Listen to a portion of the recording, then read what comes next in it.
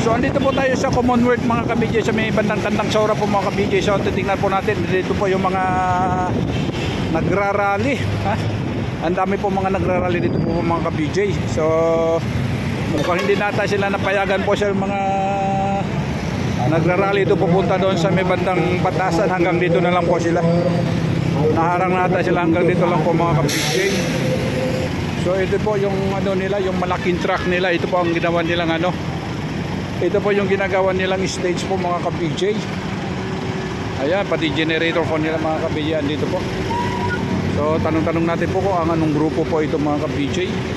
So ma'am, anong grupo po ito? Anong ano po kayo? Media pala kayo. Anong ano po kayo? Anong ano po ito? Sa health. Sa health po ba yan? Thank you po ma'am, thank you. So sa health pala ito. So napagtanungan natin po mga ka-BJ is media. Nagtanong po tayo doon sa babae kanina, media pala siya. Kasi wala pong ano wala po siyang ID. So tanong ko lang, anong grupo po kayo? Anong grupo? Health worker po.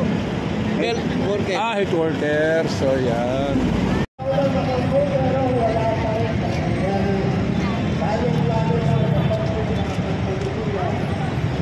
Sana hindi naman po umulan dito mga ka-BJ, ano? Ano naman sana yung ulan ngayon. Wala naman sana umulan. Umulan lang siya mamaya pagkatapos dito po mga ka-BJ. At kawawa naman may ito pag umulan nito talaga walang masisilungan dito mga ka-BJ.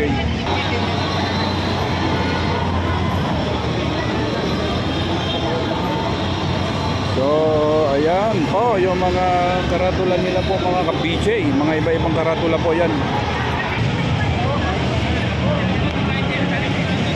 Sahod. Ayan. So ganun po ng mga ka-BJ.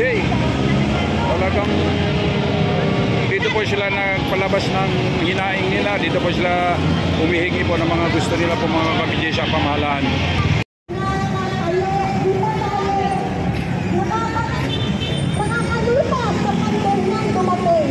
Alam daha sapagkat ang serbisyo ay binibigay.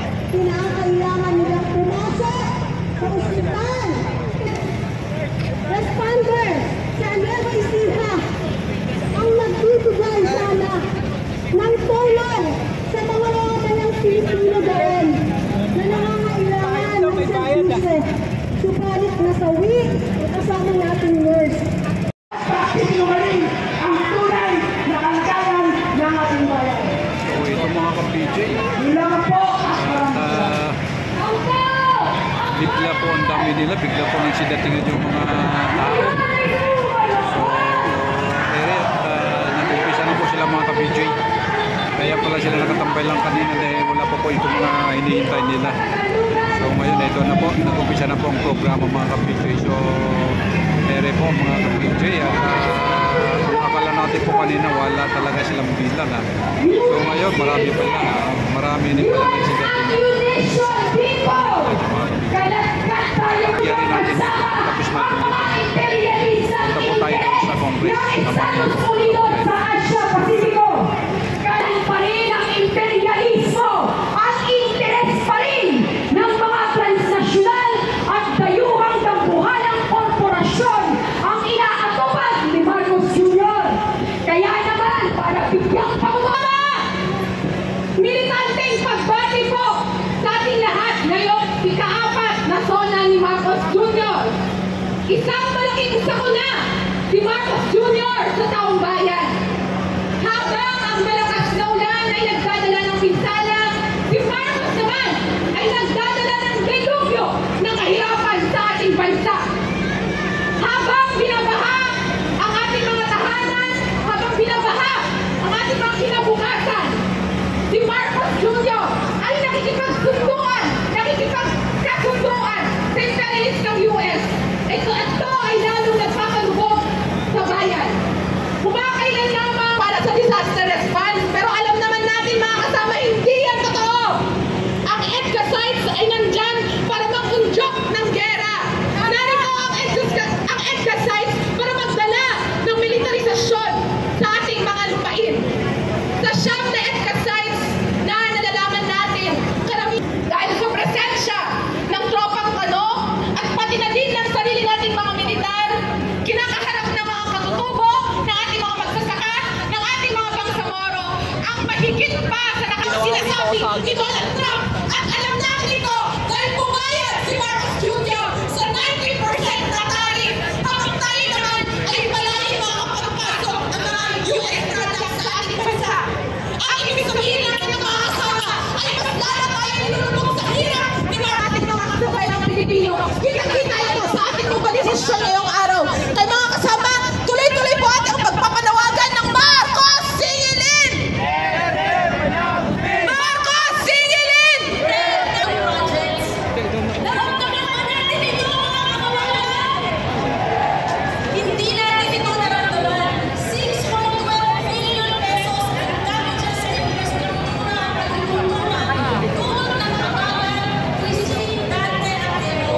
natin po muna ito mga ka-PJ bago po tayo pupunta doon sa ano.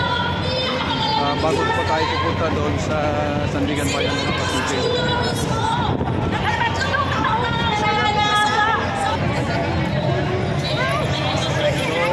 Marami-rami din po ito mga ka-PJ. Oh. Marami-rami rin po sila nung nagsidatingan po dito lahat yung mga nakilahog po dito mga ka-PJ. So ito na bigla. Oh. Dami.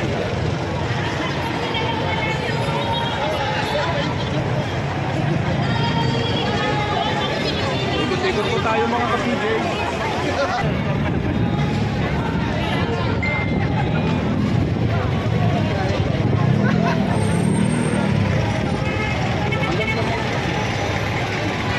So mahaba-haba ito mga ka-PJ. Medyo may kapahabaan po yung pila dito po mga ka-PJ. Ang kodo sa dulo, layo pa.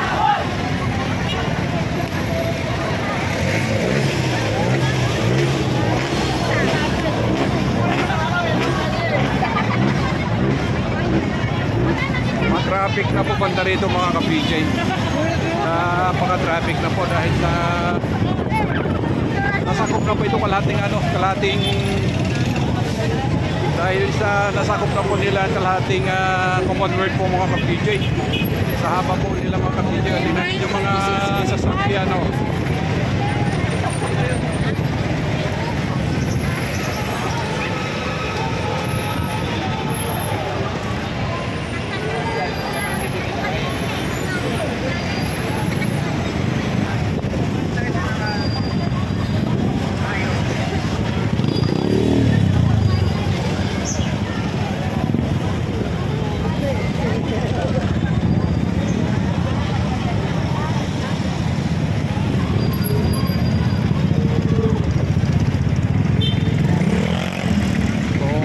marami rin po mga ka-PJ yan.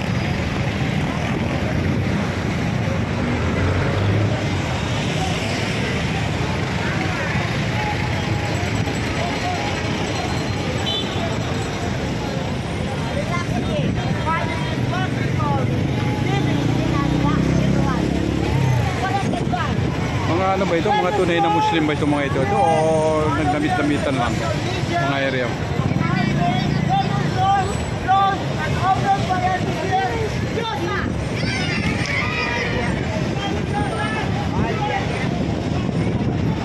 Yung po ang dulo niya mga ka-PJ.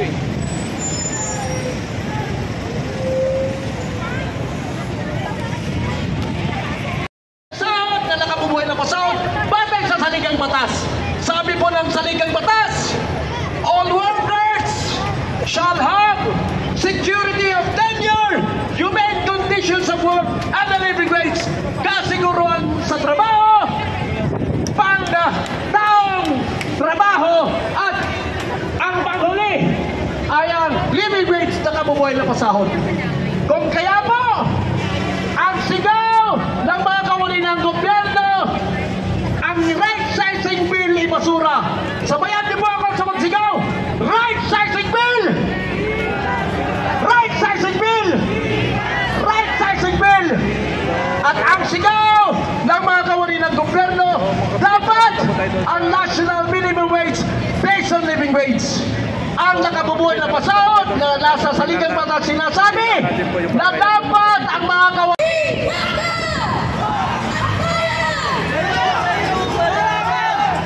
Yung mga nasa likod po, kung maaari, ayusin na natin ito yung ating pong kahanan, mga kasaran, yung mga sektor, grupo, Ayun po mga ka-PJ, ito po yung mga kadarating na po. Ito po yung mga hinintay nila siguro. So bago po mag-umpis ang mga ka-PJ, ito po yung mga hinintay. So ayun na po. Bumos na po mga ka-PJ. Nasa sa inyo na po yung mga ka-PJ.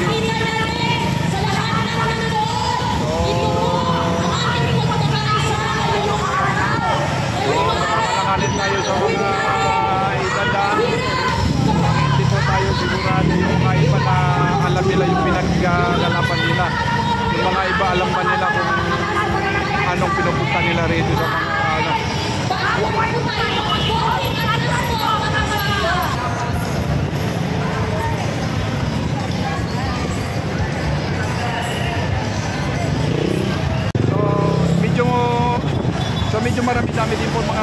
yung mga dumadating ngayon, no?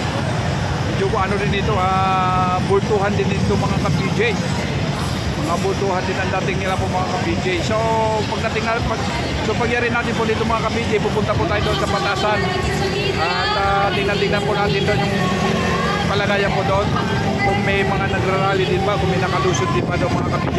Kasi hinarap po sila panda dyan sa may St. Peter. So marami po mga pulis dyan, naghaharang dyan. So tingnan natin kung meron po nakakalusot doon mga ka-PJ. Alam naman po natin, ang talino ng mga Pilipino gagawa ng paraan. Kung ayaw, may dahilan. Kung gusto, may paraan po mga ka-PJ.